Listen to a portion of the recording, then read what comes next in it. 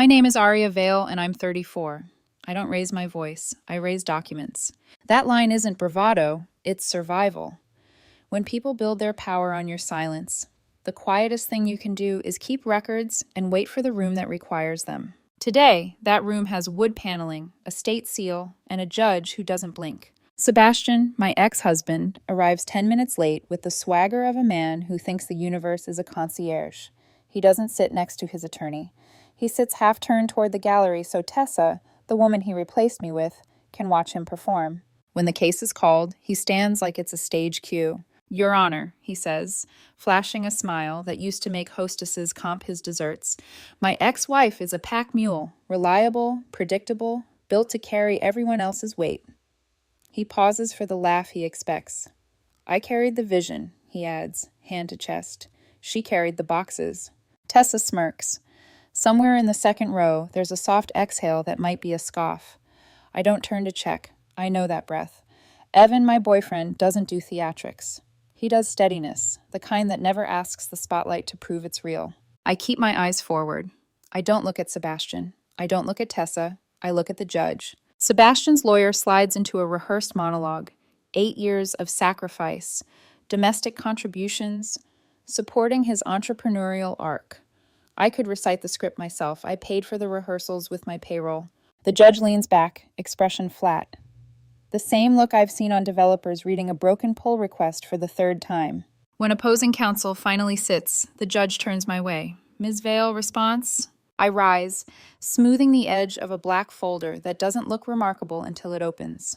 Paper is quieter than rage, but it cuts deeper. Briefly, Your Honor, I say. Before I can continue, Sebastian laughs under his breath. Try not to embarrass yourself, Aria. You'll lose this anyway. The courtroom catches the line like a tossed match. Tessa's mouth curves. Evan's silhouette doesn't move. I don't give Sebastian the dignity of a reply. I give the judge Exhibit A. He flips. His eyebrows tip a millimeter. This may take an unexpected turn, he murmurs. Sebastian's smile tightens. 8 years, I say, voice steady. In the beginning, we split ramen and hustle. Somewhere between my first round of funding and his 10th networking brunch, he discovered that pretending to support a company photographs better than building one. I didn't argue. I documented. I don't look at Tessa, but I feel her straighten. Your Honor, Sebastian's lawyer interrupts. We object to editorializing. Overruled, the judge says, without looking up. Facts can arrive in context. Context it is. I slide Exhibit B across. Card statements with luxury charges labeled client development. A hotel weekend under branding retreat that overlapped with a false calendar entry titled Visit Mom.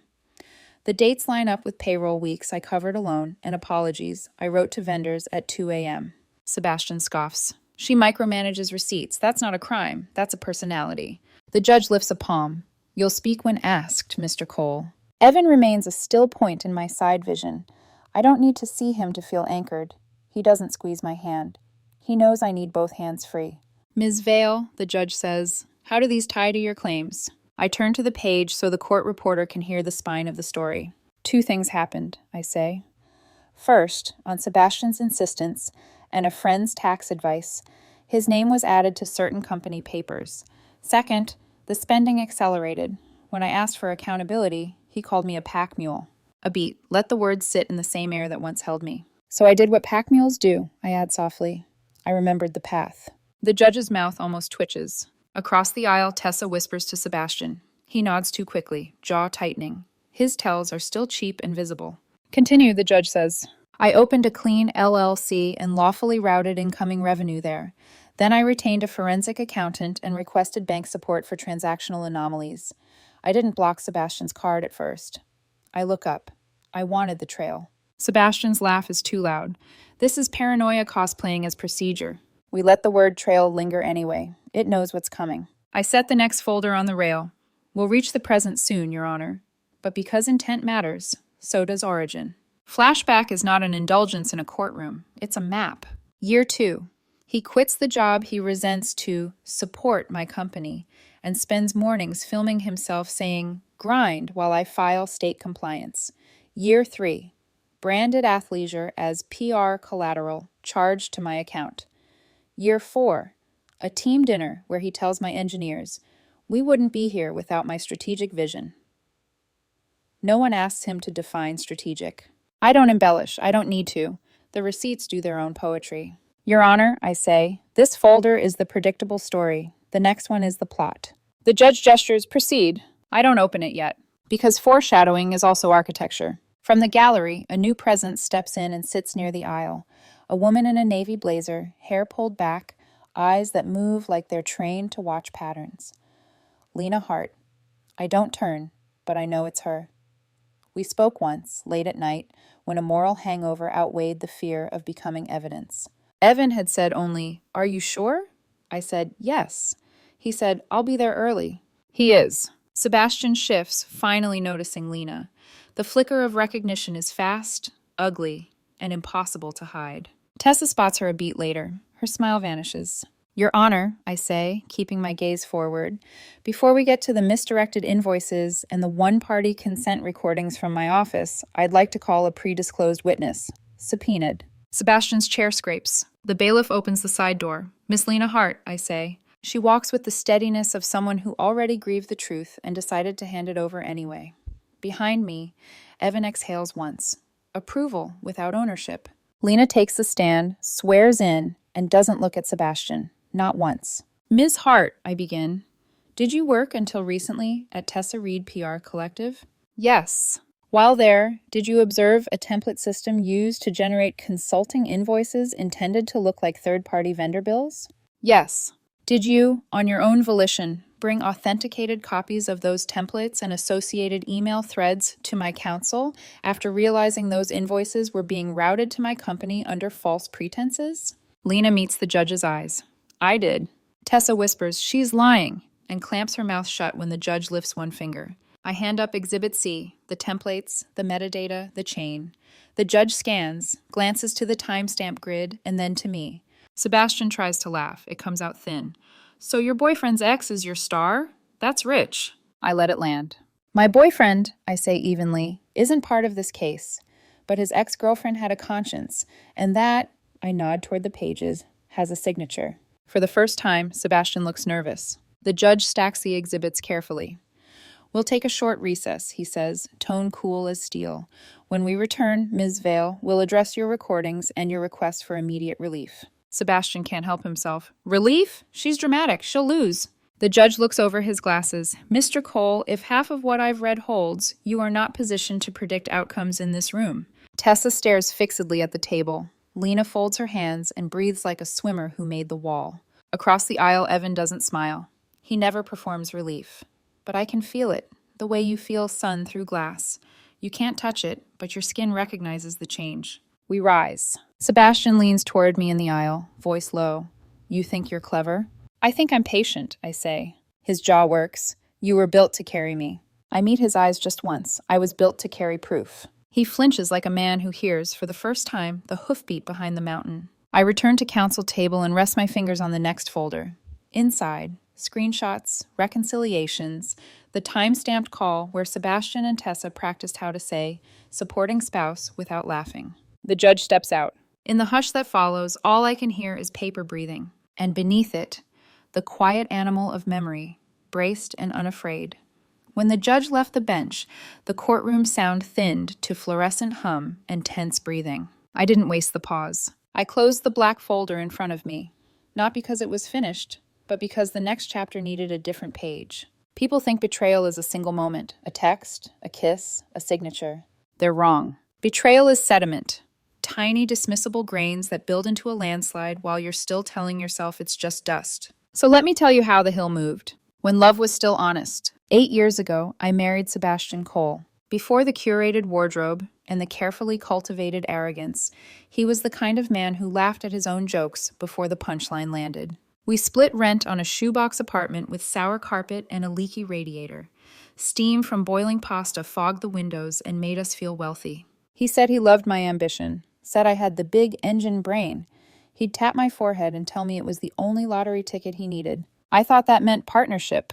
In the first 2 years, it almost was. I built, first a freelance tech consultancy, then a boutique security firm. He worked admin at a logistics company, bringing home stories of absurd office politics and the occasional discount mug from corporate retreats. We'd fall asleep dreaming out loud. Your company, my support, our future. I thought we were a team. I was wrong, but I didn't know it yet. Because love is loud until the quiet parts show you where the cracks are. The slow rot. My company grew quickly. Contract by contract, I hired 2 engineers, an operations intern, and an accountant. I spent late nights with code and contracts, while Sebastian researched branding inspiration from people whose job was to sell lifestyle, not product. When I got my first major client, we toasted with cheap wine and laughed about the day we'd upgrade to bottles with labels we couldn't pronounce. But the first shift came quietly. One night, I came home exhausted, hands still shaking from a pitch I'd spent a week preparing, and found 3 shopping bags on the couch. Client gifts, he said. Except the card was mine, and the client wasn't. The lie was so casual, it was almost beautiful. He kissed my cheek, told me to relax, that I worked too hard to sweat petty things. That was the first grain of dust. It didn't register as danger, just misalignment. The next week, he quit his job. I'll support your business, he said. I'll take over admin. You shouldn't carry everything. It sounded like help. It felt like a promise. I didn't realize it was a redistribution of weight. I was the engine. He was the trailer getting heavier. Adding his name. Sometimes manipulation hides in polite recommendations. Everyone does this, he told me.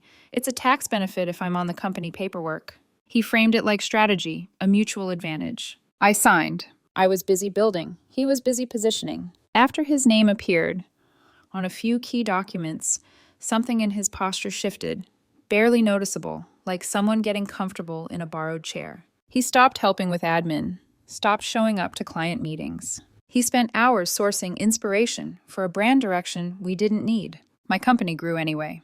He took credit anyway. At dinners, he'd say, "We decided to expand," or "We're building a presence," as though pluralizing was the same as participating. My team noticed. They stayed polite. I stayed patient. Patience is a skill you don't know you're sharpening until it becomes a blade. When he called me a mule, the second year, expenses multiplied. Designer clothes, written off as networking cost in the expense sheet. Weekend hotels, market research. Your company needs a face, he said. Somehow that face wasn't mine. When I asked about a $2,000 charge to a luxury resort, he waved me off. You treat money like it's fragile, he said.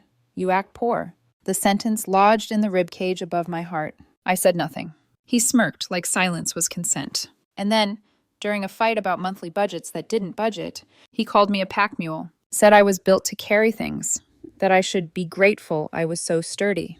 He laughed. I didn't. I just remembered. Filers remember. Coders remember. Women building empires from scraps remember. That was the moment the earth moved under us. Not because it hurt, though it did, but because truth shifts tectonics. Something internal quietly unclasped.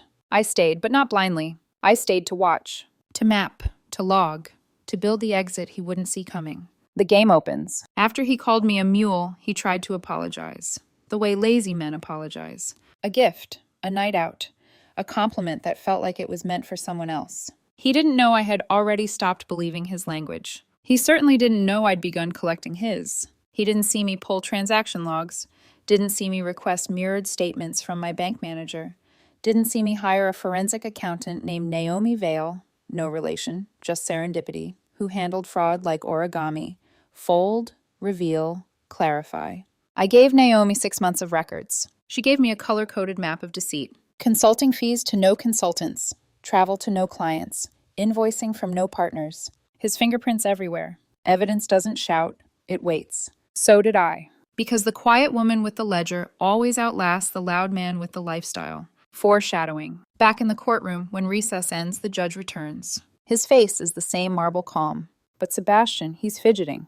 Tessa won't meet my eyes. Lena sits straight-backed, composed. Evan leans forward slightly, not protective, just present. It's enough. The judge clears his throat. Ms. Vale, he says, you mentioned audio recordings made in your home office. One-party consent applies here. Are you prepared to introduce them? I slide the next folder forward. Ready, Your Honor. Sebastian tries to grin. Fails. Tessa's hand tightens on her purse strap.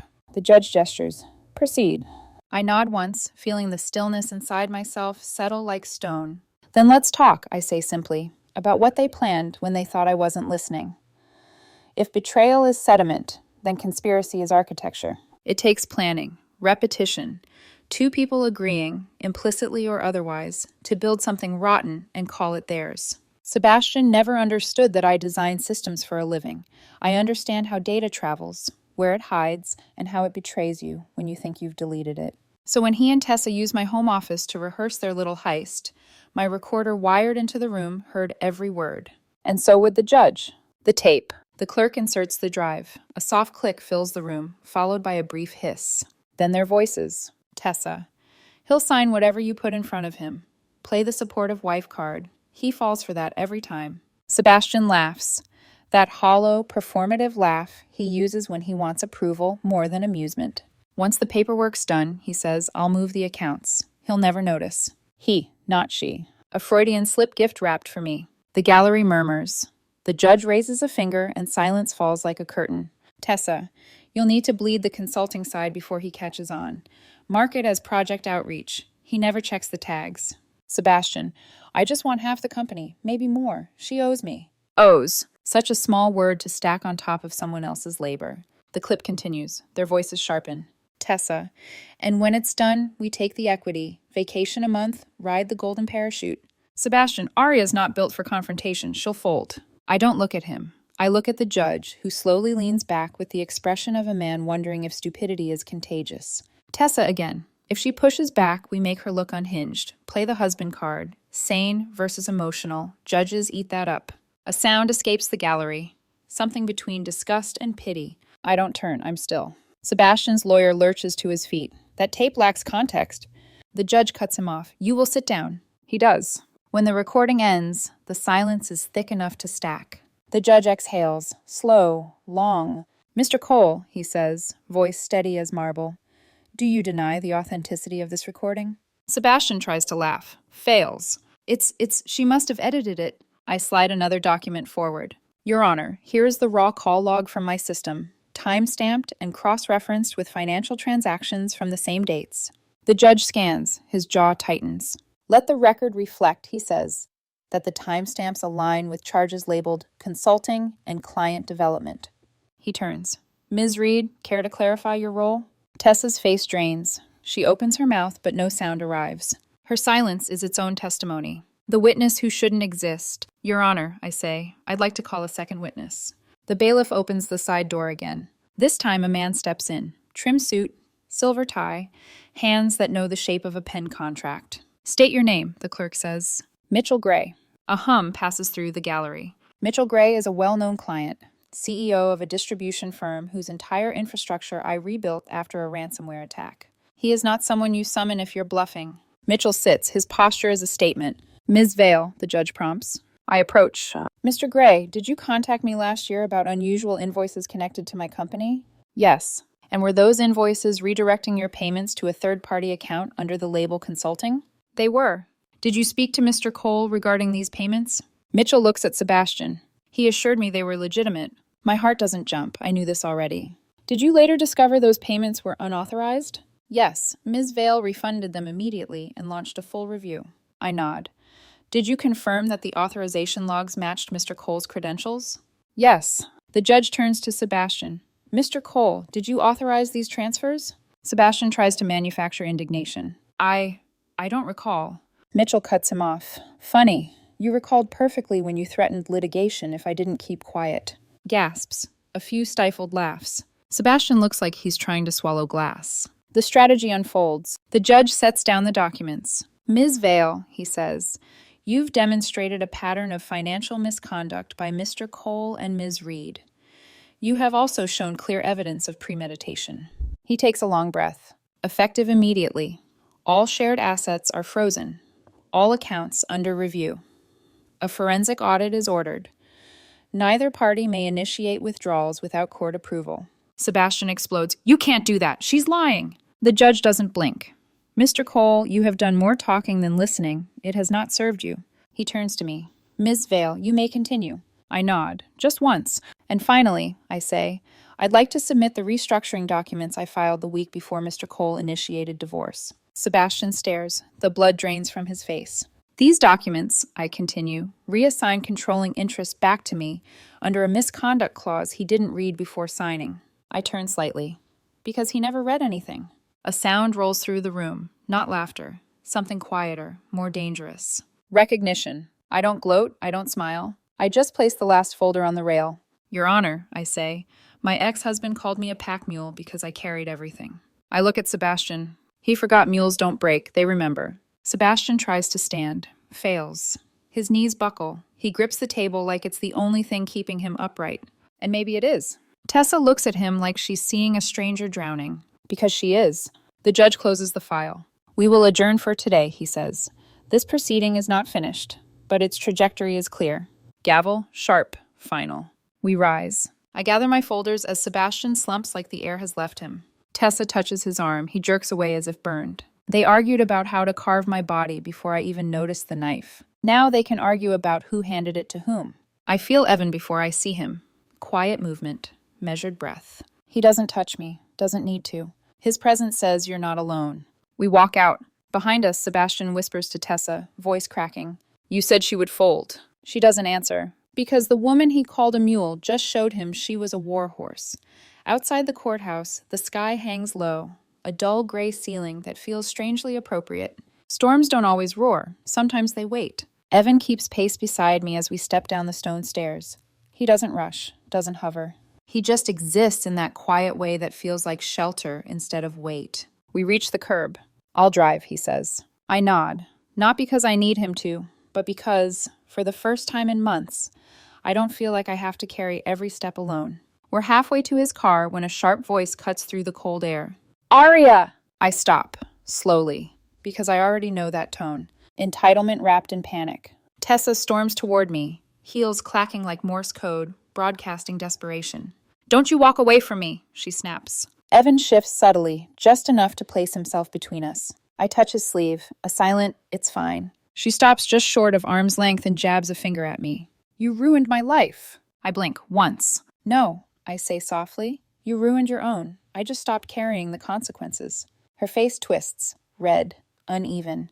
A painting smeared too quickly. You think you're clever, she spits. You think the judge won't see through this? You think this makes you safe? I tilt my head. Safe. Funny word. I was never safe, I say. Not with you in my house. Not with you in my accounts. And definitely not with you whispering in my husband's ear about how to dismantle my life. Evan exhales, a slow, deliberate release that sounds like he's anchoring himself in case this turns violent. Tessa laughs. Short, sharp, the kind that cracks at the edges. You're pathetic, she hisses. You always were. Seb said you were easy to manipulate, soft and predictable. You were never enough woman for him. Evan steps forward, voice even. Leave. Tessa ignores him. Her eyes are fixed on me like she's trying to eat her own reflection. He only married you because you were useful, she sneers. That's all you are. A tool, a mule, a machine. I smile, barely. Machines, I say, don't break. She falters, just a flicker, but enough. I lean in close enough that she can feel my breath. And the funny thing about people who underestimate machines is how surprised they are when something they thought they owned burns their house down. Before she can respond, a voice booms behind her. Tessa! Sebastian, hair disheveled, tie crooked, eyes ringed with panic. He grabs her elbow. She jerks away. I told you to stay in the car, he hisses. And let her talk to me like that? Tessa shrills. She's a monster. No, I say, I'm a mirror. That shuts her up, at least for a breath. Sebastian stares at me, really looks at me, like he's searching for the woman he thought he married. He won't find her. She died the night he chose someone else's hand to hold the knife. His voice is small when he speaks. Aria, you didn't have to do this. I raise an eyebrow. You dragged me into a courtroom to take my company, my income, my stability, and you think I didn't have to respond? He swallows. You blindsided me. Good, I say. You never saw me coming because you never bothered to look. Tessa laughs, high and ugly. You think this is over? We'll find a lawyer who actually knows what he's doing. We'll bury you. Evan steps forward, calm, solid, grounding. No, he says quietly, you won't.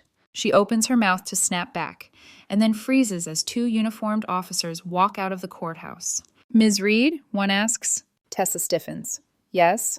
You've been requested to return inside for additional questioning. Judge's orders. Her face drains. What? Why?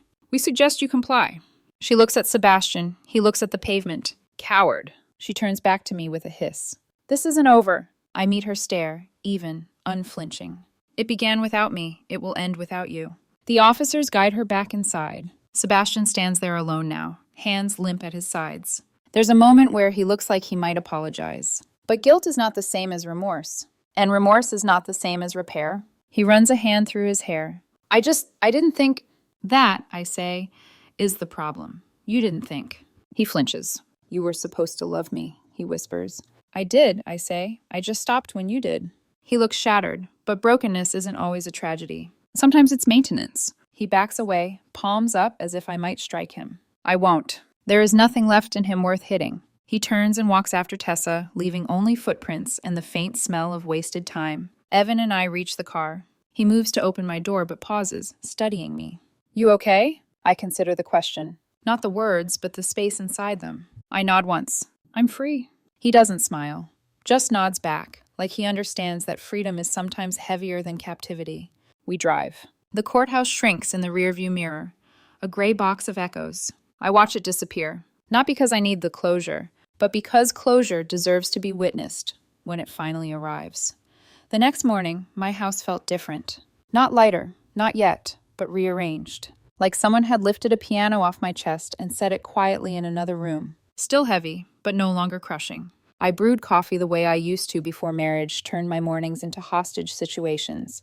Beans, grind, slow pour, breath. The ritual felt sacred again. While the kettle hissed, I checked the secure inbox Naomi and I set up for audit correspondence. 3 new messages. 1 from her, 2 from my bank. All variations of the same song. It's working. The system is holding. He can't touch you. I exhaled. Then I heard a small, unsure knock at my front door. Not the pounding of a desperate woman or the panicked rhythm of a guilty man. Soft, measured, human. I opened it. Lena stood on the porch, hands tucked into the sleeves of an oversized cream sweater, hair pulled into a haphazard bun. Her eyes were red at the edges, but clear. Can we talk? She asked. I stepped aside. She slipped in like a breeze, unsure if it belongs. We sat at the counter. I handed her a mug of fresh coffee without asking how she takes it. She smiled faintly. Still 2 sugars, she said. I nodded. Still bitter enough to wake the dead. She huffed out a tiny laugh. It landed somewhere soft. For a moment, we just breathed in the same room. Then she spoke. I didn't know, she said. I swear. I thought Seb was distant, sure, but I had no idea he'd gone this far. I studied her face. Lena never lied well. Her tells were always obvious. Eyes too wide, hands too still. Today she looked like truth. I believe you, I said. Her shoulders sagged, relief mixed with grief. But, I added, you didn't want to know. She flinched, only slightly. Yeah, she whispered. I didn't want to believe he could be that cruel. He was my big brother, you know. I did know. Back in the early days, Lena adored Sebastian. Not blindly, just naturally. He was her first best friend, her first protector. And in a twisted way, that's part of why his betrayal ran so deep. Family isn't supposed to hand you the knife. Lena traced a finger along the rim of her mug. I started noticing things a year ago, she said. The spending, the trips, Tessa. My jaw tightened at the name. She always had an excuse, Lena continued. Always a justification. And Seb, he just let her speak for him. That tracked. Tessa had always been the mouth. Sebastian was the ego she fed. Lena bit her lip. I tried talking to him once, she whispered. He said you were paranoid, that you were controlling, that you were obsessed with money and power. I chuckled, dry and humorless. That's the oldest trick in the book, I said. Call a woman ambitious as an insult. Call her paranoid to hide your own schemes. Lena swallowed hard. I'm so sorry, she said. I should have asked more questions. I should have... You didn't owe me that, I cut in. You trusted your brother. That's not a crime. Her eyes filled, but she didn't cry. She just nodded. After a long silence, she set her mug down. Seb called me last night. I leaned back. What did he want? She hesitated. He asked if I could loan him money. I raised an eyebrow. How much? 20,000. I whistled softly. And Tessa? Gone, Lena said. He didn't say where, just that she stopped answering. Of course she did. Tessa had always struck me as the kind of woman who walked away the moment a ship started looking like work. Rats look loyal until the water rises. What did you tell him? I asked. That I didn't have it, she said, which is true, but even if I did. She shook her head. I think he needs to feel this. I studied her again. The way her hands trembled, the way her jaw steeled. Lena was not cruel, but she had learned something vital. Mercy given too soon is just another doorway for abuse. She met my eyes. Are you scared? She asked. I thought about it. No, I said. I'm tired, but I'm not scared. She nodded slowly. I'm proud of you, she whispered, for fighting back, for not shrinking. My throat tightened, because Lena was the one person in Sebastian's orbit who had ever treated me like my own son. I didn't want any of this, I said quietly. I just wanted a life that didn't hurt. She reached across the counter, laid her hand over mine. I know. The kettle clicked again, a soft, mundane reminder that the world keeps moving, even when people fall apart. Lena stood. I won't take more of your time, she said. I just needed to say I'm here, whatever you need. I rose too. Your family, I told her. Her breath hitched. Always, she replied. At the door, she paused. One more thing, she said. Seb, he's not done. He thinks he can still win. I felt a familiar stillness settle behind my ribs. He can't, I said. He already lost the moment he bet against me. Lena nodded, pained, resolute. Then she left. The house was quiet again. But this time the quiet didn't feel empty. It felt earned. Naomi arrived that afternoon, carrying a laptop bag and the expression of a woman who had slept 3 hours and fueled the rest of her body with spite and caffeine. She stepped inside, dropped her bag on the dining table, and opened her screen before I'd even offered coffee. We got him, she said. No greeting, no preamble. Just the sentence I'd been waiting to hear. I set a mug beside her and sat. Tell me. Naomi pulled up a spreadsheet. 30 tabs across the top, colored columns, cells annotated in tidy rows. This, she said, tapping the screen, is a full breakdown of every fraudulent dollar your ex-husband and his mistress pulled through your accounts for the last 18 months. The number at the bottom had a comma in a place I didn't like. That much? I asked. Naomi nodded. And that's just what we've confirmed. There are more transactions we're still tying to them. I forced a steady breath. Enough for criminal charges? She smiled, sharp and bright. Oh, sweetheart, she said. They've already crossed that line. We're just tracing the footsteps. She clicked another tab, this one cross-referencing Sebastian's personal card with recurring transfers from my business. My company, my labor, my name. He was sloppy, Naomi continued. He thought tagging everything as consulting would make it invisible. But money leaves fingerprints, Arya, and he had his hands all over it. For months, I'd felt the weight of doubt. Like maybe I was overreacting. Maybe I was too suspicious, too guarded. Money leaves fingerprints. So do people. Naomi zoomed in on one entry. This, she said, is where he really screwed himself. A transfer, $8,200 to an account registered to a shell company. Tessa's name wasn't on the account, but her home address was. Idiot. I leaned back. What's the next step? Naomi's grin turned feral. We hand everything to your attorney. He'll file formal charges. At this point, the state will pick it up.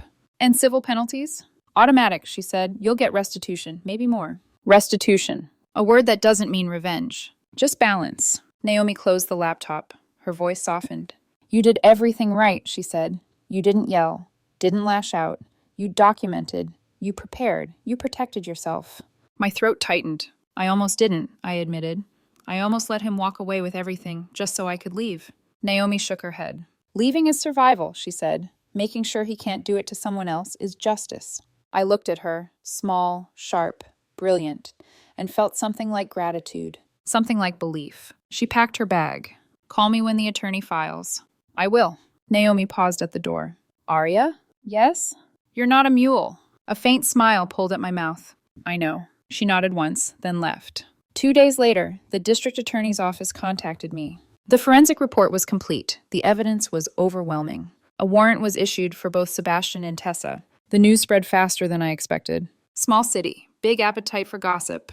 But it didn't matter. By then, I'd already stopped caring about noise. I cared about quiet, peace, air. The night before the next hearing, I sat on my back porch, wrapped in a blanket, hands around a mug, watching the moon drag silver light across the yard. When my phone buzzed, I didn't look at the screen before answering. A voice I recognized but didn't expect. Arya? Sebastian. I didn't speak. He exhaled shakily. They served me today. I stayed silent. A moment passed. Then another. His voice cracked. I don't understand how you could do this to me. I laughed, quiet, astonished. How I could do this to you. He swallowed. You're destroying my life. No, I said. You destroyed your life when you tried to take mine. He didn't respond. Because truth isn't a dialogue. It's a verdict. Did you call to apologize? I asked. Silence. No, he said finally. I called because I needed you to hear my voice. I've heard it, I said, for years. It doesn't mean anything now. He sucked in a breath. Arya, I loved you. The saddest part was that he believed it. No, I said softly. You loved what I built. You loved what I carried. You loved what I gave. I paused. But you never loved me. He broke. I heard it. The fracture in his breathing. Is there anything I can do? He whispered. Yes, I said. Face what you did. He didn't reply. Just breathing. Small, wounded, childlike. Goodbye, Sebastian, I said. He whispered my name like a plea. I hung up, then blocked the number. The next morning, I arrived at court with Evan beside me and Naomi behind me like a quiet shadow. Tessa sat alone on the bench, hair unwashed, eyes wild. Sebastian arrived 10 minutes late, unshaved, shirt wrinkled. The judge reviewed the findings. The room held its breath. Finally, the ruling. Full asset forfeiture to Aria Vale. Restitution, damages, legal fees. Sebastian would be left with nothing but debt. Tessa was referred for further investigation into wire fraud. The gavel fell, and that was it. The moment everything that had been taken from me, time, money, safety, dignity, was formally returned. Not perfectly, not completely, but enough. Outside, reporters hovered. I kept walking. Sebastian called after me once. I didn't turn. Tessa screamed. No one listened. Evan opened the car door and waited as I climbed in. He didn't say congratulations. Didn't say, you won. He just looked at me and said, it's over. I nodded. And for the first time in a very, very long while, I believed it. Epilogue. Months passed. My home grew warm again. My work felt like mine. My mornings held peace. I kept the coin I once dropped at Tessa's feet, a reminder that value is not declared by someone else. I planted basil in the kitchen window.